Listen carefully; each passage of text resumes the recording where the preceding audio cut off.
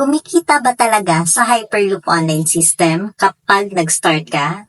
Kung ikaw ay familiar sa Hyperloop online system, by the way, it's an online business na pwede mong gawin part-time during your free time. So yung task mo dito is mag-set ng appointment sa ating local or international clients. Going back to the question, kapag nag-start ba sa Hyperloop online system, kikita ka ba talaga or may kumikita ba talaga dito?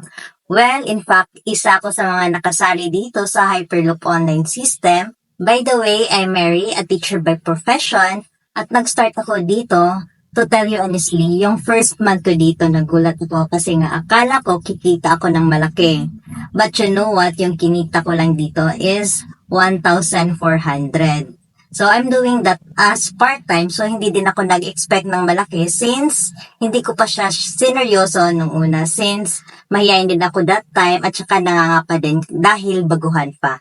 But you know what, nung mas inaral at sineryoso ko, ngayon dumating na ako sa point na yung dating minimum na sahod ko sa work in a month, but dito sa Hyperloop online system, 2 days income ko lang sa sahod dati, nakuha ko na siya. But you know what, yung kagandahan kasi meron silang free trainings na kapag seryoso mong pinasok mong negosyo, talagang kikita ka ng malaki. Kumbaga, you have to align yourself to the business that you started. And of course, kapag nakapag-webinar ka na, I am sure na alam mong maraming kumikita na estudyante, empleyado, OFW, or even nasa bahay lang. Kaya, yung tip ko sa'yo, kung ikaw ay interesado at seryoso talaga na gawin si Hyperloop online system, make sure na seryosohin mo to para hindi masayang yung kapital mo.